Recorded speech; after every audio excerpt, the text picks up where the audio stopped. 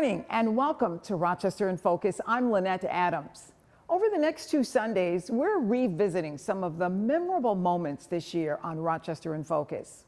My chat with Miss Sweet Potato Pie would surely be on that list. I had wanted to sit down with her for 25 years. We'll show you what she's up to.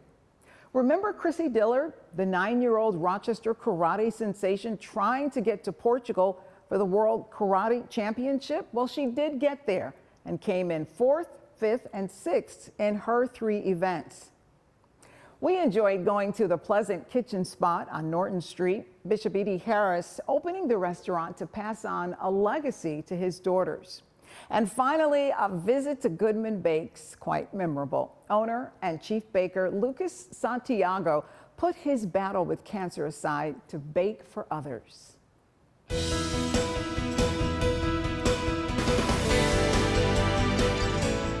Well, if you're like me, you've probably been wondering, where is Miss Sweet Potato Pie? I hadn't seen her in a while, and I ran into her and asked her to sit down and talk with me about her new venture. It's Miss Sweet Potato Pie World Edutainment Center in the Marketplace Mall. Yes, it is. And this is a great place. Awesome place. Tell us all about this Edutainment Center.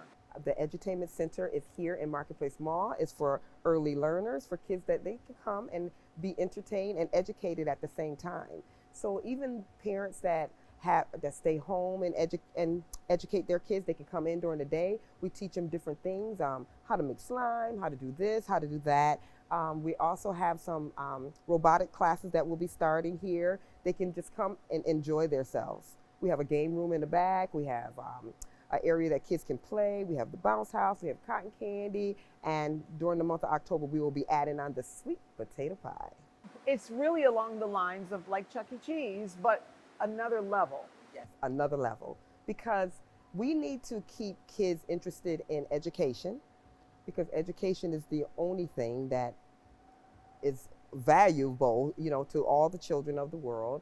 And we need to make sure that they also get entertained so that they can always just be interested in it. Yeah. Just like our free book corner that we have here for children. Kids can come in and read books and take them home, and people can donate books. But just to keep education fun and just to keep kids just interested in learning. Just give us a quick background of where Miss Sweet Potato Pie World, where it started, where it came from.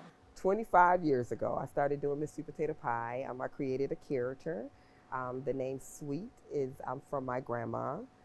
That was her nickname, and Miss Sweet Potato Pie is a reflection of my other grandmother that taught me how to make the sweet potato pie. So I put it together and I got Miss Sweet Potato Pie.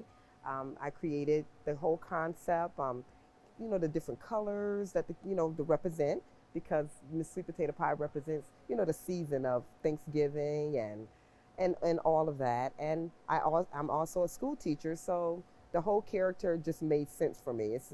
It's a purpose-driven character. I educate and entertain. You told me earlier that you've been around for 25 years. You've been doing this for 25 years. 25 years, yes. What made you decide to now branch out at this time in your life? Why now? Why branch out into this Edutainment Center, bringing kids in? I mean, this is a major undertaking. Yes, it is. It is. Well, I went through breast cancer. I survived. And through breast cancer, my children were encouraging me to go back, and you have to take this to a whole nother level. I've tried for years, and I didn't give up. I was sort of doing it seasonal and, showing up at the Strong Museum and different places like that for story time. But then I decided afterwards, you know what, I'm going to get a character created to look just like Miss Sweet Potato Pie, and I'm going to launch me an edutainment center to just have kids interested in learning and having fun. Yeah. And so this is open to all children, right? They can book birthday parties, schools can have events here. This is a place where you want to see kids from all over the area. Yes, coming. From all over the area. We're open here in Marketplace Mall Tuesday through Saturday from 11 to 6. Sometimes we extend our time to 8 o'clock, depending on if we have a big, huge event. Parents can come during the day. Like you see right now, we have kids here today, and these are families that homeschool their kids. And so during the day, they can come down here to Miss Sweet Potato Pie place, have fun, make slime, do different activities, get face painted, balloons, just have fun. Cotton candy, and during the month of October, we'll be having the sweet potato pie here. So people are asking, do you sell sweet potato pie? Yes, we always, did sweet potato pies during like seasonal, during November, but now we're going to cater sweet potato pies right here at Miss Sweet Potato Pie World, so you can come get entertained, get you a sweet potato pie, read some books, bring your kids and have fun. All right. Is there a particular age group? I think that my age group are the early learners. I study pre-K through like 5th grade. Okay. So I think like the elementary ages, this is suited for. It's so great to catch up with you. Thank you. So great to see what you're doing. It's Miss Sweet Potato Pie Worlds at the Marketplace Mall. You'll have to come for a visit. Yes. We'll be right back. Thank you.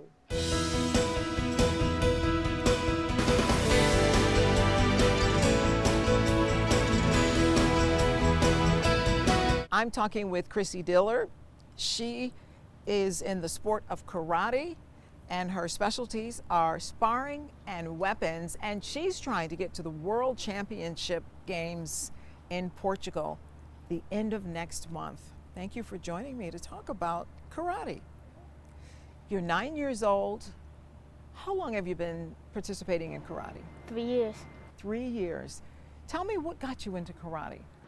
So ever since I was little, I've loved the Karate Kid movies, Teenage Mutant Ninja Turtles, like anything karate related. So I did like a week of like a trial at the Kung Fu Fitness in Greece.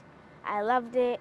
Too expensive. So my cousin actually owns the dojo I go to, Everett World Championship Karate, and he's the one who got started on this journey. And then last year, I wanted to compete in the world to become a world champion before I turned 9. And so I trained hard, I made the team, and I came back with the bronze medal.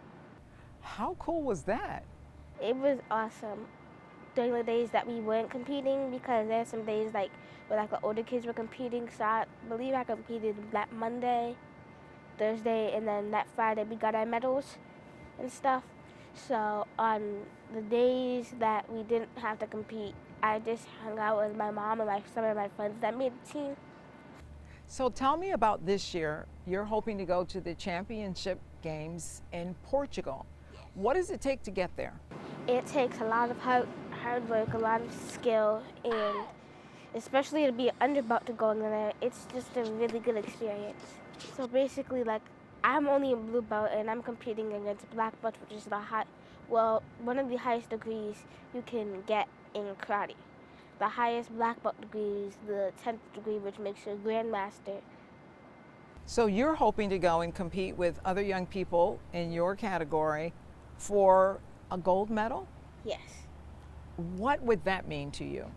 It would mean that I worked hard and I got what I wanted, but then I still have to train a bit harder. This sport seems so challenging. What made you interested in doing this? What is it about karate that you love? It's just getting to use the weapons and doing karate. There's just something about it that spikes something else in me. So when you talk about working hard, what exactly does that mean? How much time do you spend working on your karate skills? 3 days a week. 3 days a week, an hour? 2 hours. Wow, that's a lot. So when you started karate, did you see yourself here actually taking part in a competition, going for a gold medal? Yes, I had faith in myself that I could make it this far. Wow, that is amazing. So would you consider these championships similar to the Olympics? Yes, for younger kids. It's like the Junior Olympics for karate. Do you think there are some benefits to taking part in karate and learning sports other than just winning medals or winning championships? What does it do for you as a person? Do you think it helps to make you more disciplined? Yeah, it teaches me about hard work, discipline, and being able to stand up for myself and others. That's awesome. So you need a little help to get there, right? Yes. So you have been raising money to get there. Tell us how much it costs and what you need. So we have raised 6,000 out of the 10,000 that we need. I need 4,000 left. So I have a GoFundMe named Chrissy's on the Road to Portugal, and I have a Cash App. It's KRISDI14. So if you could please donate, that would be incredible. So if you raise $10,000, that means you are Portugal bound. Yes. And you're up against a little bit of a deadline, right? You got to have this money by the end of next month. Yes. Anything you want to tell people about why this is so important to go to this championship, this competition and go for a gold medal? It would help me prove that I can actually become a really good black belt and help the younger kids. Well, Chrissy, I wish you the best. I have faith in you. I think you're going to make it, and I believe you're going to bring home the gold. Thank you. We'll be right back.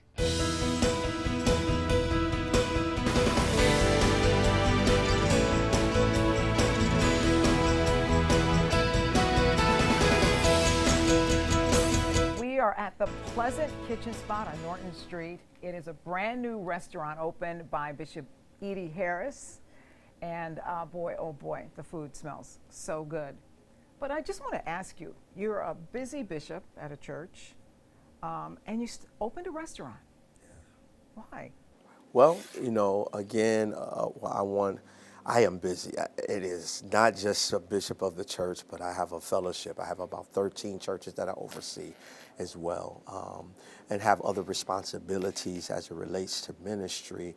But my first ministry is my family and my children.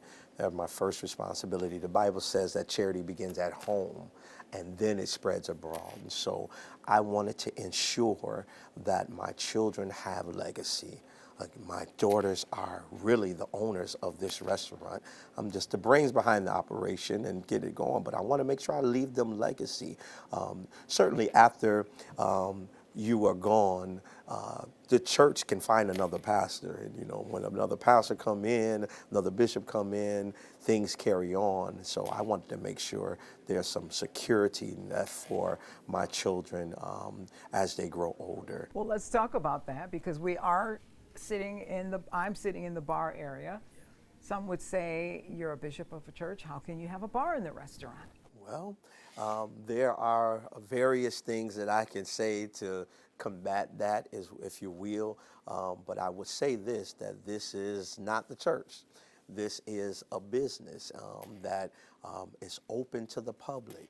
And again, I would say that the Bible said, he that winneth souls is wise. I've had several conversations with various different people while they're drinking a drink about God and Christ, and then receive them at our church on the next Sunday, because this is also a way of opportunity. God can meet you at any place. And at the same time, we want to make money. So we want to make sure that we are taking care of our responsibilities. And I remind people, this ain't the church. It's not my church. This is the business that is open for the public. Sounds like to me you're saying that you want an establishment where people can have fun, people can listen to music, they may be able to have a drink in a way that best represents what you stand for. Absolutely. Absolutely. It's everywhere we go, we want to make sure we have a good time. And so we are trying to provide the opportunity for a good time in every aspect, a safe haven where you can come and let your hair down.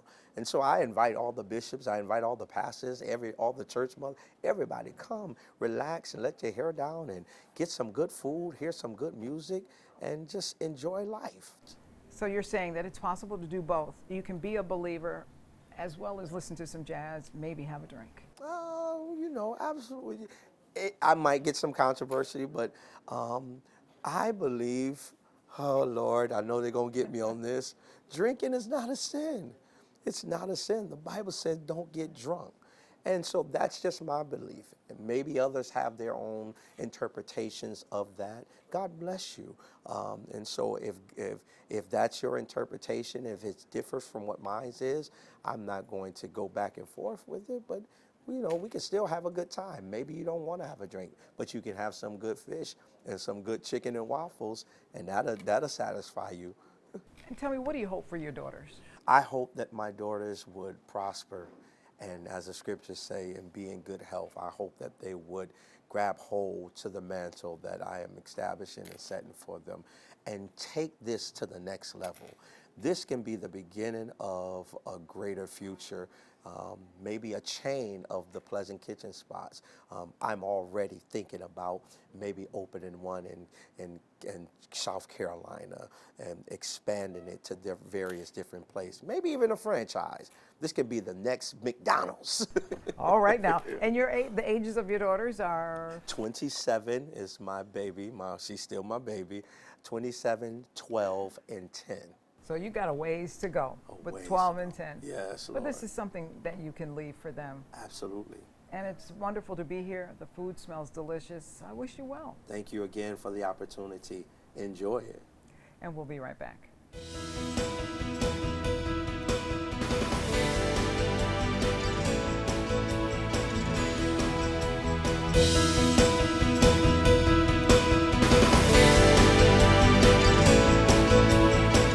We're inside Goodman Bakes on East Avenue, and I'm talking with the owner and chief baker, Lucas Santiago. I just happened in this bakery one day, and I was amazed at everything that I saw and the story of Lucas Santiago. Thank you for joining us. Thank you for having me. Tell us how you ended up in a bakery on East Avenue.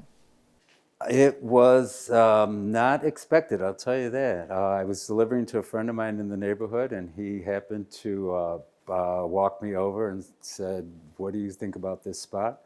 I wasn't looking necessarily to open a bakery, but I think like Goodman Bakes, the journey just brought me here, and that I came in and I felt immediately at home. But let's back up. Talk to me about what led you to baking, period. I was baking at home, and I was working at another company at the time. I was diagnosed with cancer, and I was going through radiation. And I just automatically started baking as a form of therapy. At the time, I didn't realize it.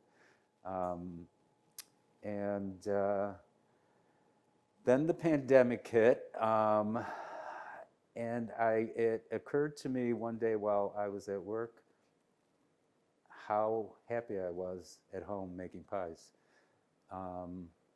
So I just thought one day, you know what? What the heck, give it a try. And I set up a website and Instagram page, and the rest is history. You talked to me about cancer and how this really pulled you through that, right? Yes, it did. It really did. And I will never forget the day that I got the phone call. Like anybody else who's experienced it, you're kind of left in a daze. What do I do? What do I do? So the choice is, do you keep a positive attitude and just do what's required and pray for the best, or do you fall into a dark place? And for me, number one was the only option, and it was the baking, the cooking, sharing it with friends, family, that really pulled me through. And I bet you never thought it would land you here, but you were baking a lot. So I was baking. I featured a pie, an apple pie, on Instagram right around this time of the year. A local reporter saw it on my Instagram page and reached out and asked if she could feature it. And automatically, my page blew up. I started getting orders. I had 300 pie boxes at my apartment, and it was pretty scary. As much work as it was truly joyful. It brought me a lot of peace and a lot of clarity, And landed you here. and landed me here. What do we have on the table here? This looks So we have, this is our cranberry pecan pie, which I've been making for years, and I especially like it because it has fresh cranberries, which is a nice balance between the sweetness, the tartness of the cranberries, and the sweetness of the filling.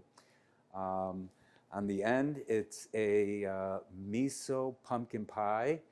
And again, it's, I thought there's so many great bakeries in Rochester. How can I stand out and offer what's familiar but with a twist? So this is caramelized with sugar and white miso, and it has pumpkin and heavy cream and all of those things that you're supposed to have at Thanksgiving.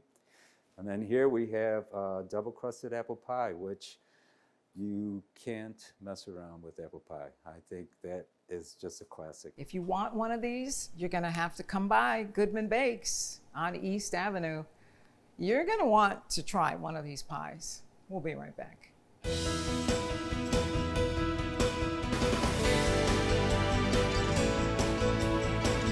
Thank you to all of our guests. If you want to learn more about any of them, just go to WHEC.com. And if you would like to be a guest on Rochester in Focus, we'd love to hear from you. You can reach News 10 NBC at 232-1010 or email us at rif@WHEC.com. Until next Sunday, have a great week. We'll see you next time.